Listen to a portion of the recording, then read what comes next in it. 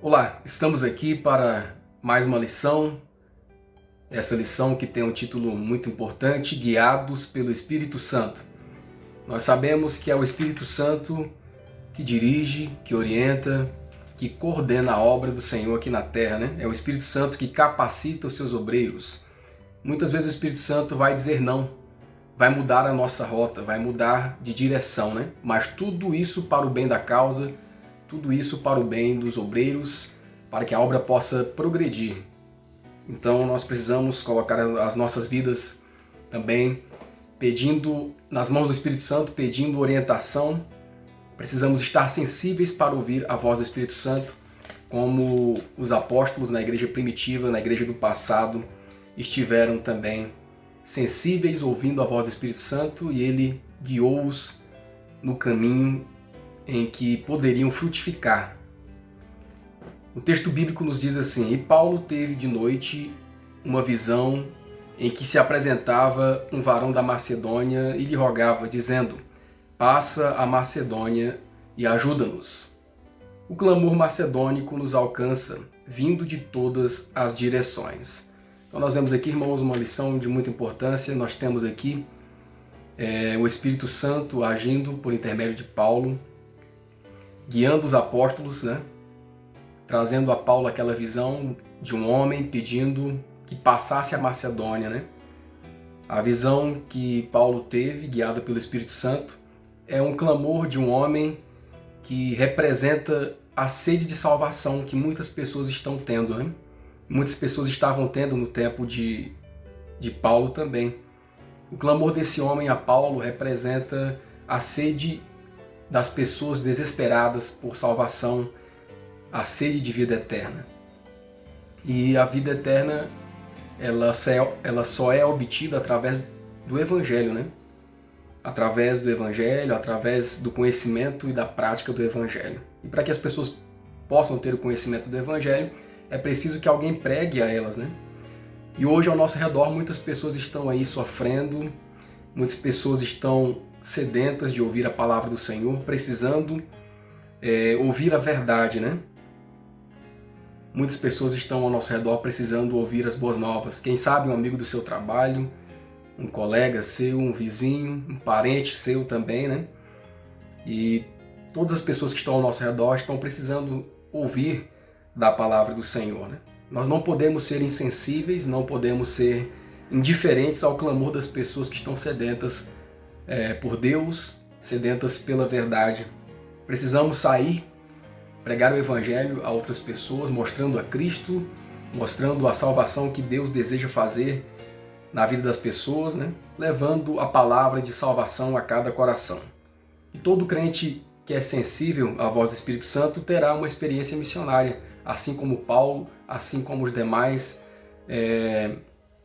co-obreiros da causa de Deus, assim como Barnabé, como Pedro e tantos outros que auxiliaram a causa de Deus por tantos anos, né? E o apóstolo Paulo, ele vivenciou essa profunda experiência missionária. Ele tinha um profundo sentimento de cumprir o dever de pregar o Evangelho em favor das outras pessoas. Ele tinha esse profundo dever assim no seu coração de levar a Cristo, levar a salvação a outras pessoas. E nós também devemos ter esse mesmo desejo. O primeiro tópico nos fala assim: compaixão que fortalece. Nós vamos ver aqui quem teve compaixão e que aprendizado nós vamos ter aqui nesse primeiro tópico. Após a assembleia, o que Paulo e Barnabé fizeram e por que se separaram posteriormente? E o que podemos aprender do modo como a confiança de Barnabé em João Marcos ajudou o rapaz? Então Paulo e Barnabé eles ficaram em Antioquia por um tempo ensinando e pregando e auxiliando os outros discípulos ali, pregando a palavra do Senhor, né? E eles decidiram agora então partir novamente para visitar as novas igrejas, as pessoas, os novos convertidos, né? Voltar às regiões onde eles já haviam passado, confirmando a fé daquelas pessoas, né? Naquelas cidades onde já haviam pregado o Evangelho, para confirmar a fé daqueles novos convertidos e ver como estavam, né? E Barnabé queria levar com eles, nessa nova viagem missionária, a João Marcos, João Marcos, que havia falhado na primeira viagem missionária, né? Havia deixado os apóstolos na mão, tinha retornado para casa, para o conforto do seu lar, e Paulo resistia agora. Paulo não queria levar a João Marcos, né? E não queria que Marcos fosse com eles, né? Para Paulo, alguém que os havia abandonado no meio das dificuldades, os havia abandonado no meio da caminhada missionária, tempos atrás, não era alguém que merecia uma segunda chance. Não era alguém que reunia as qualidades de um verdadeiro missionário, né? De ser persistente, paciente e disposto a sofrer pela obra do Senhor, né? Nós não podemos julgar João Marcos 100%, né? Nós não sabemos 100% por que ele renunciou ao primeiro momento, na primeira viagem missionária. O seu fracasso na primeira viagem missionária, talvez pelo fato de ter pouca experiência com Deus, né? Falta de experiência com Deus, ou falta de uma verdadeira conversão, ou a falta de uma convicção do seu chamado também pode ter sido, ou saudades de casa, ou também medo de enfrentar as dificuldades que começaram a aparecer pelo caminho, né? E por causa de João Marcos, Paulo e Barnabé eles entraram em contenda, né? Eles tiveram uma forte discussão, né? Uma forte discussão, uma forte contenda, e os dois se separaram devido ao pensamento diferente dos dois sobre aquele rapaz, né? E Barnabé ele quis dar uma segunda chance para João Marcos, né? E Paulo não quis dar de jeito nenhum. E graças a Deus, Barnabé ele deu uma segunda chance para João Marcos, né? Apesar de João Marcos ter fracassado na primeira viagem missionária, mas Barnabé via nele uma pessoa que tinha potencial, via nele uma pessoa que tinha potencial para servir na obra do Senhor, né? E Barnabé ele fez um bom trabalho ao discipulá-lo, né? Ao discipular Marcos. Então ele deu confiança àquele jovem, né? O animou, o instruiu, o discipulou, e agora aquele jovem pôde dar frutos também para a causa do Senhor, né? E mais tarde no ministério lá de Paulo, Paulo reconheceu que João Marcos ele era útil à causa do Evangelho, né? Ele reconheceu que reconheceu que João Marcos era uma pessoa que realmente agora fazia parte do ministério. E a recusa de Paulo em relação a João Marcos não o fez afastar, não fez inimizade entre os dois, né? Na verdade, João Marcos foi uma das pessoas que esteve com Paulo nos seus últimos momentos de vida, né? Naqueles momentos de agrura que ele passou durante os últimos anos da vida de Paulo. João Marcos foi aquele que esteve em companhia dele, né? Ao seu lado ali, também nas horas mais difíceis, né? Então, depois de Paulo ter passado por essa experiência, ele reconheceu que Marcos era uma pessoa útil ao ministério, né? Ele não havia recusado dar uma segunda chance para João Marcos, mas João Marcos, recebendo a segunda chance por meio de Barnabé, que acreditou nele, se tornou muito útil para a causa do Evangelho, e o apóstolo Paulo, então, no final, ele reconhece que realmente João Marcos ele se tornou útil para o Evangelho, sendo também um dos escritores da Bíblia, né? Lá no futuro, João Marcos se revelou uma pessoa realmente preparada, então, para assumir mais responsabilidades, e de fato, como de fato assumiu. Paulo não estava inclinado a desculpar a fraqueza de Marcos por ter abandonado a obra em troca de segurança e conforto do lar. Ele insistia que alguém com tão pouca persistência estava despreparado para uma obra que requer paciência, altruísmo, bravura, devoção, fé e disposição para sacrificar, se necessário, a própria vida. A contenda aferrada entre Paulo e Barnabé, as falhas, enfermidades dos profetas e apóstolos são todos revelados pelo Espírito Santo para erguer o véu do coração humano. Diante de nós está a vida dos crentes, com todos os erros e loucuras que se destinam a ser uma lição para todas as gerações futuras. Se eles não tivessem fraquezas, teriam sido mais que humanos, e nossa natureza pecaminosa chegaria ao desespero tentando alcançar tal ponto de excelência. Mas ao ver onde lutaram e caíram, onde se reanimaram e venceram pela graça de Deus, somos encorajados e levados a superar os obstáculos que a natureza degenerada coloca em nosso caminho. Então nós vemos aqui que apesar de Paulo ter cometido algumas falhas nesse sentido aqui, né, de poder ter dado uma nova chance a João Marcos, mas Paulo tinha um grande desejo de pregar o evangelho e foi assim que ele fez, que nós vamos ver mais para frente. E uma grande lição que nós tiramos de Barnabé, né? Sempre dar uma segunda chance, ajudar outras pessoas, mesmo aquelas pessoas que tenham falhado conosco, né? Então nós podemos aprender aqui nesse primeiro tópico que nós podemos até cair, né? Uma pessoa, ela pode até falhar, pode até cair, mas ela não precisa ser um fracasso permanente. Essa pessoa pode ter uma segunda chance e pode se tornar uma bênção na causa do Senhor, assim como João Marcos. E Deus deseja também que nos tornemos bênçãos, né? Deus está sempre nos dando uma segunda oportunidade todos os dias. O segundo tópico nos fala sobre Paulo e Timóteo. A letra A. Em seguida, para onde Paulo foi, quem anteriormente havia sido inspirado pela fé demonstrada pelo apóstolo em Listra, Atos 15, 40 e 41, 16, 1 e 2. E Paulo, tendo escolhido a Silas, partiu, encomendado pelos irmãos à graça de Deus, e passou pela Síria e Cilícia, confirmando as igrejas.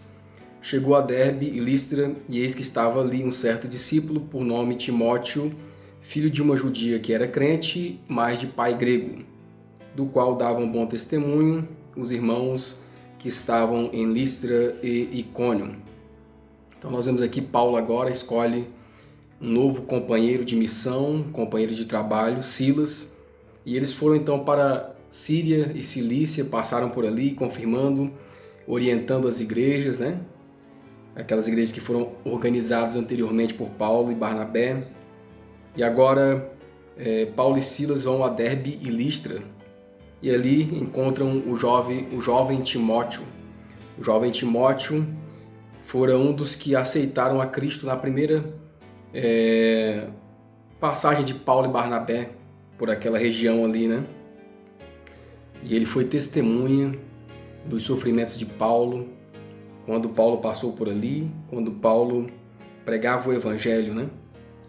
Naquele primeiro momento, Paulo sofreu apedrejamento por amor à pregação do evangelho. E Timóteo, então, era filho de uma mãe judia crente, mas de um pai grego que não era crente. E Timóteo, sendo ensinado sobre o evangelho rapidamente, ele conquistou o respeito entre os irmãos, né? Se tornou uma pessoa fiel, uma pessoa realmente que servia a Deus, uma pessoa realmente que entendeu a causa do evangelho, e ele conquistou então o respeito entre os irmãos daquela região ali. E Timóteo, com certeza, ele viu os sofrimentos de Paulo de perto, ele viu com certeza os perigos de se tornar um discípulo de Cristo, mas mesmo assim ele não retrocedeu, ele não recuou, mas continuou buscando conhecimento com o desejo de ajudar na obra do Senhor, né? E nós vemos aqui então a situação como Paulo encontrou Timóteo e como esse jovem havia testemunhado do trabalho de Paulo. Entre os que haviam se convertido em Listra e que foram testemunhas oculares dos sofrimentos de Paulo, estava aquele que mais tarde se tornaria um proeminente obreiro de Cristo e que compartilharia com o apóstolo as provações e as alegrias de um serviço pioneiro em campos difíceis. Era um jovem chamado Timóteo. Quando Paulo foi arrastado para fora da cidade, esse jovem discípulo estava entre os que se posicionaram ao lado do corpo, aparentemente sem vida, e o viram se levantar, ferido e coberto de sangue, mas com louvores nos lábios, por lhe ter sido permitido sofrer por amor a Cristo. A pergunta B. Qual foi então o plano de Paulo e quais foram os resultados? Atos 16, 3 a 5. Paulo quis que este fosse com ele, no caso de Timóteo, e tomando o circuncidou por causa dos judeus que estavam naqueles lugares, porque todos sabiam que seu pai era grego. E quando iam passando pelas cidades, lhes entregavam para serem observados os decretos que haviam sido estabelecidos pelos apóstolos e anciãos em Jerusalém, de sorte que as igrejas eram confirmadas na fé e cada dia cresciam em número. Então nós vemos aqui, irmãos, quando Paulo ele ouviu sobre o bom testemunho de Timóteo, quando ele ficou sabendo do testemunho de Timóteo pelos cristãos daquela região, ele pediu a Timóteo que fosse com ele, né? Ele quis que Timóteo fosse com ele, né? Que o acompanhasse agora como missionário, naquela viagem missionária, e que fizesse parte da equipe de cooperadores da causa. Então Timóteo veio se tornar um auxiliar de Paulo durante o resto da sua vida. E Paulo, ao chamar Timóteo, nós vemos aqui qual foi o plano que ele usou. Paulo, ao chamar Timóteo, o circuncidou. Mesmo que a direção da igreja já havia decidido, esclarecido também, que não era mais preciso seguir esse costume, mas Paulo usou esse método ainda como uma forma de estratégia para se aproximar ou para alcançar mais judeus, né? Porque eles estavam indo em direção a Jerusalém, e ali em Jerusalém, os judeus, essa situação poderia se tornar um obstáculo, com certeza se tornaria um obstáculo para a aproximação, para o trabalho de Timóteo, né? Já que os judeus convertidos, muitos ainda seguiam esse costume. Então Paulo, usando de estratégia, ainda praticou esse costume em relação a Timóteo para levá-lo a Jerusalém, e Timóteo possivelmente poderia ser rejeitado, né? Se não tivesse, com certeza seria rejeitado se não tivesse sido circuncidado. Então Paulo usou essa estratégia, usou esse plano para se aproximar mais dos judeus e facilitar a pregação do Evangelho de Cristo ali naquela região, naquele momento. Quando Timóteo era pouco mais que um menino, Paulo o levou consigo como companheiro de trabalho. As mulheres que haviam ensinado Timóteo na infância foram recompensadas ao ver o filho que haviam cuidado unido em íntima comunhão com o grande apóstolo. Paulo amava Timóteo porque Timóteo amava a Deus. O conhecimento inteligente de que tinha da piedade prática e da verdade deu-lhe distinção e influência. A piedade e a influência da vida que tinha no lar não eram fúteis, mas puras, sensatas e não corrompidas por falsos sentimentos. A influência moral do lar era substancial, constante, não impulsiva e permanente. A palavra de Deus era a regra que guiava Timóteo. Suas educadoras cooperaram com Deus ao instruí-lo, a fim de que pudesse suportar os fardos que devia assumir numa idade precoce. A graça de Cristo foi o que fez os apóstolos se tornarem o que eram.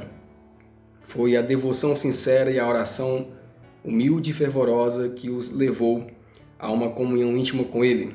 Sentaram-se com Ele nos lugares celestiais. Perceberam a grandeza da dívida que tinham para com Ele.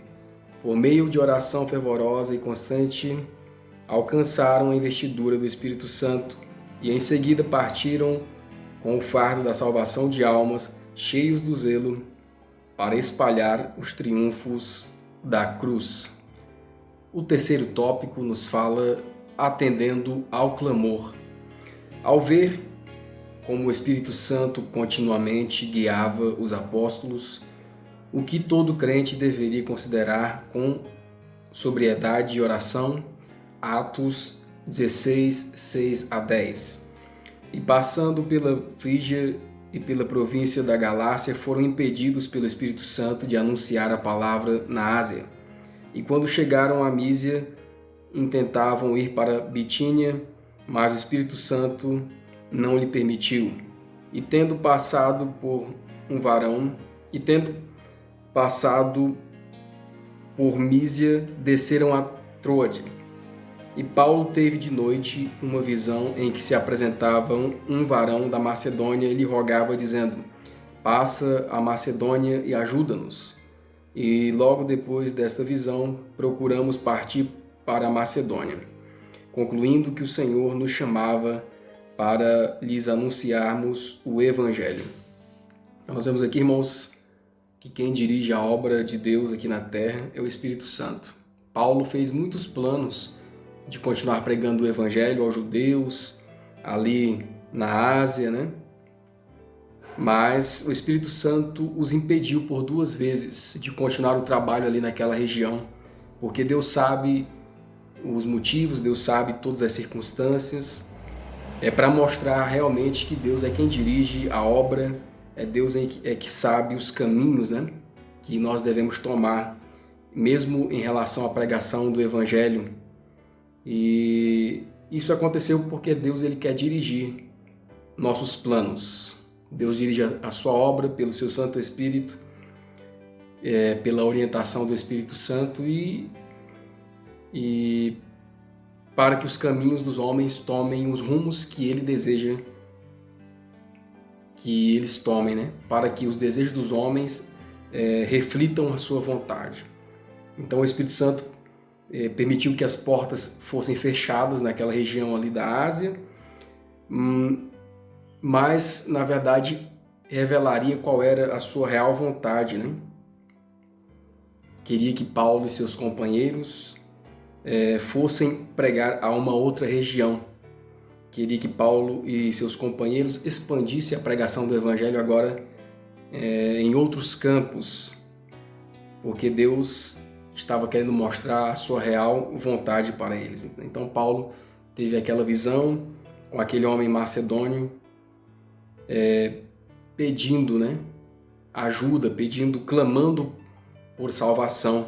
E ele entendeu o chamado de Deus para eles e resolveram então, com todo o zelo, né, eles decidiram ir para aquela região, entenderam o chamado de Deus, o lugar que Deus queria que eles fossem. E agora era o momento então da região da Europa ouvir a palavra do Senhor, né? Agora era o momento da Europa, ali na região da Macedônia, também de ouvir a palavra de Jesus. Era lá que Deus queria que os seus servos estivessem, e por isso o Espírito Santo foi mudando as circunstâncias e as situações e os encaixando para a vontade de Deus, né? E o que nós devemos considerar hoje, irmãos? Que nós devemos considerar com oração, com sobriedade sobre esse assunto.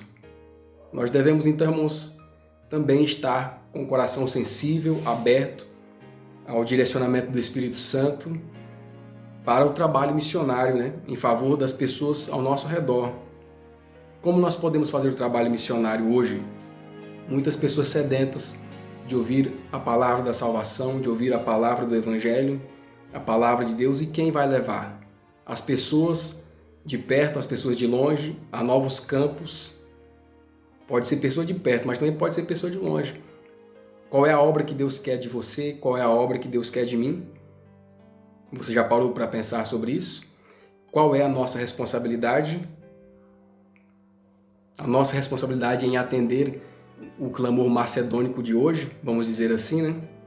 O clamor pela salvação, o clamor pela vida eterna. Então é nossa responsabilidade atendermos a esse chamado missionário, atendermos a novos campos, atendermos a nossa vizinhança, atendermos aonde Deus nos colocar para levarmos a palavra da verdade. Vivemos num momento muito solene, responsabilidades importantes estão sobre nós. Abrem-se novos campos para a nossa obra e o clamor macedônico tem chegado de todas as direções. Passa e ajuda-nos. Alguns imploram até mesmo por um único dia de trabalho em favor deles, caso não seja possível fazer mais. Anjos de Deus estão preparando ouvidos para ouvir e corações para receber a mensagem de advertência. E em nosso meio vivem almas honestas que nunca ouviram as razões da nossa fé. As pessoas estão perecendo por falta de conhecimento. Não se tem feito 1% do que se poderia fazer para transmitir a mensagem do terceiro anjo ao mundo. Há pessoas que serão responsabilizadas pelas almas que nunca ouviram a verdade. Há campos próximos, não somente da porta de vocês, mas também em terras estrangeiras, que estão amadurecendo para a colheita. O Senhor chama voluntários agora. Saiam obreiros de Deus, chorando e levando a preciosa semente, pois sem dúvida vocês retornarão com alegria, trazendo consigo seus molhos.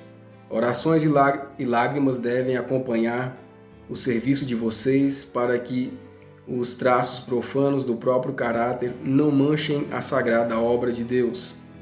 Depende menos do que vocês podem fazer, mesmo mediante os melhores esforços, e mais do que Deus pode fazer por vocês em cada esforço para a glória do nome dele. O clamor macedônico tem chegado de todos os lados. Será que os homens devem ir às linhas regulares, liderança oficial da igreja, e verificar se serão autorizados a trabalhar, ou será que devem sair e trabalhar da melhor forma que puderem, dependendo das próprias habilidades e da ajuda do Senhor, começando da maneira humilde e fomentando interesse na verdade em lugares nos quais foi feito para dar a mensagem de advertência? O Senhor encoraja aqueles que começam a trabalhar para Ele por conta própria, com o coração cheio de amor pelas almas prestes a perecer. Um verdadeiro espírito missionário será infundido naqueles que buscam sinceramente conhecer a Deus e a Jesus Cristo, a quem Ele enviou. O Senhor vive e reina. Jovens, vocês devem ir a lugares aonde o Espírito do Senhor os guia. Trabalhem com as próprias mãos, a fim de que tenham com o que se manter. E quando tiverem oportunidade, proclamem a mensagem de advertência. O tópico 4 nos fala sobre ganhando almas na Macedônia. A letra A vem nos falando que o foco principal dos apóstolos na Macedônia estava na cidade de Filipos, né? E a letra B nos fala sobre as primeiras conversões, né, naquela região e o que nós podemos aprender dessa situação também. E as primeiras conversões naquela região, elas ocorreram, né? Os apóstolos saíram para pregar o Evangelho e no sábado eles saíam para a beira dos rios e muitas pessoas iam ali, né, ao seu encontro, ao encontro daqueles homens, servos do Senhor, para ouvirem a palavra do Senhor, né? E uma das primeiras conversões ali da região foi de Lídia, uma vendedora de púrpura. Ela e sua família buscavam a palavra de Deus. Ela e sua família estavam atentas ao que os apóstolos estavam pregando, né? E Lídia recebeu a mensagem com amor no coração, recebeu a mensagem e ela e sua família receberam a mensagem e foram batizados. Era uma pessoa de nobre coração, uma pessoa que tinha como característica a mansidão, né? E cuidava dos apóstolos nas suas necessidades. E a palavra de Deus diz que guiará os mansos retamente, e aos mansos ensinará o seu caminho. Salmo 25, verso 9. E nós aprendemos então que Deus está preparando corações, o Espírito Santo está tocando em corações de muitas pessoas, estão sensíveis para ouvir o Evangelho, né?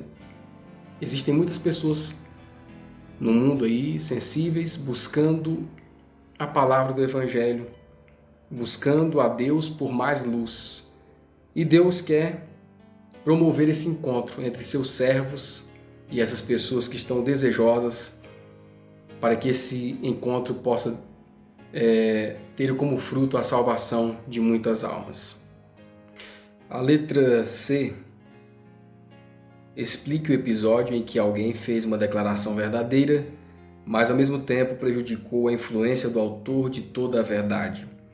E aconteceu que, indo nós à oração, nos saiu ao encontro uma jovem que tinha espírito de adivinhação, a qual, adivinhando, dava grande lucro aos seus senhores.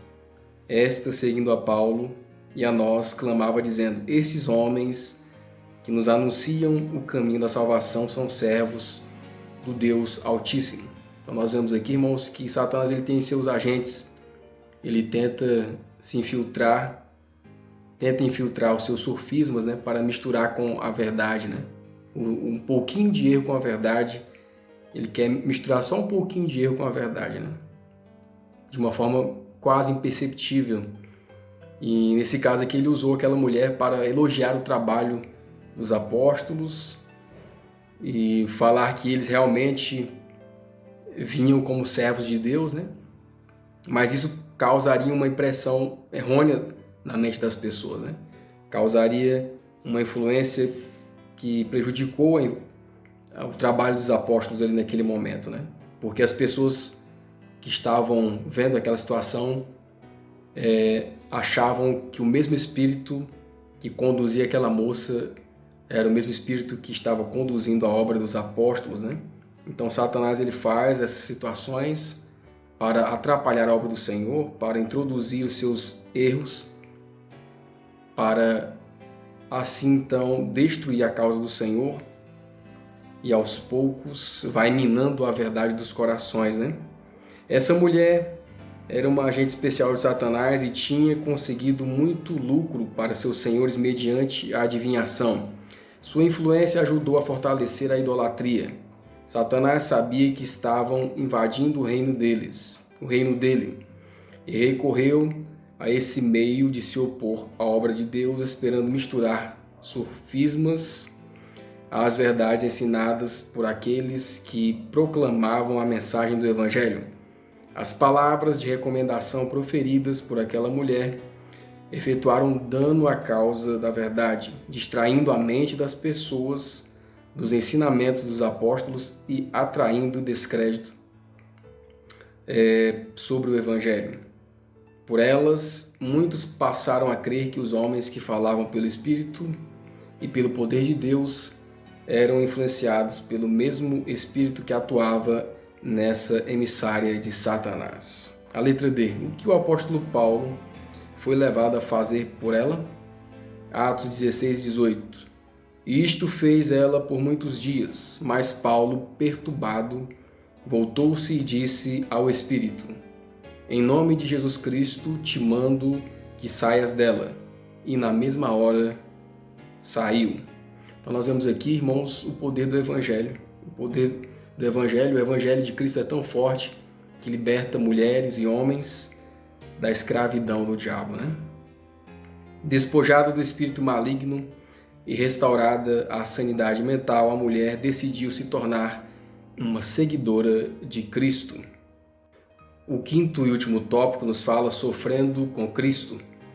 Quando a adivinhadora foi miraculosamente libertada das garras de Satanás, como o inimigo descarregou a própria ira contra Paulo e Silas, e vendo seus senhores que a esperança do seu lucro estava perdida, prenderam a Paulo e Silas e os levaram à praça, à presença dos magistrados, e apresentando-os aos magistrados, disseram: Esses homens, sendo judeus, perturbaram a nossa cidade e nos expõem costumes que nos não é lícito receber nem praticar, visto que somos romanos.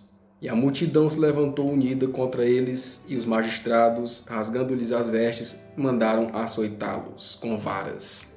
Então nós vemos aí o que aconteceu, né? Os homens que também escravizavam aquela mulher, os homens que eram seus senhores, vendo que haviam perdido o lucro por causa da magia que ela fazia, eles ganhavam, vamos dizer assim, ganhavam dinheiro, né? Em cima da magia que ela fazia, e vendo que havia perdido o seu lucro, então prenderam a Paulo e Silas e fizeram falsas acusações ali, e os magistrados mandaram açoitá-los, né?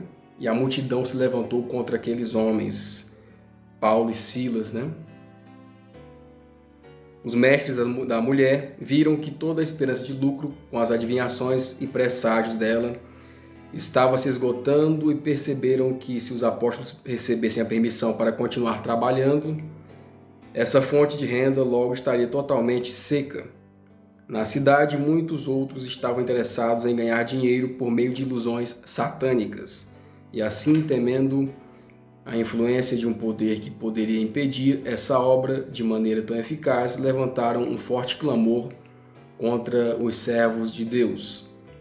Movida por um frenesi, a multidão se levantou contra os discípulos. Um espírito de tumulto tomou conta de todos e recebeu apoio das autoridades. A letra B. Descreva a incrível crueldade sofrida pelos apóstolos e como reagiram a ela. Atos 16, 23 a 25. E havendo-lhes dado muitos açoites, os lançaram na prisão, mandando ao carcereiro que os guardasse com segurança, o qual, tendo recebido tal ordem, os lançou no cárcere interior e lhes segurou os pés no tronco. Perto da meia-noite, Paulo e Silas oravam e cantavam hinos a Deus, e os outros presos escutavam. Então nós vemos aqui a grande crueldade sofrida pelos apóstolos, o momento que passaram ali de sofrimento, a tortura que sofreram, e mesmo assim passando por grandes dificuldades naquele momento, a reação deles foi uma reação benéfica, foi uma reação de louvor a Deus, de agradecimento a Deus por sofrer pelo Evangelho, mostrando que realmente tinham o coração na obra, mostrando que realmente tinham amor pela causa de Deus, amor pelo Evangelho, a ponto de entregar a sua própria vida e morrer, se for preciso, pela causa do Senhor. Para eles era um grande privilégio sofrer em prol da obra de Cristo, sofrer em prol da salvação das almas, Os apóstolos ficaram numa posição muito dolorosa, as costas dilaceradas e ensanguentadas estavam em contato com o piso de pedra áspera, e os pés estavam erguidos e presos ao tronco, sofreram extrema tortura nessa posição não natural, e mesmo assim não gemeram nem reclamaram, mas falavam e encorajavam uns aos outros, louvando a Deus com o coração grato por serem considerados dignos de sofrer vergonha pelo querido nome de Jesus. Então, é algo importante para nós refletirmos, essa experiência que Paulo e Silas enfrentou.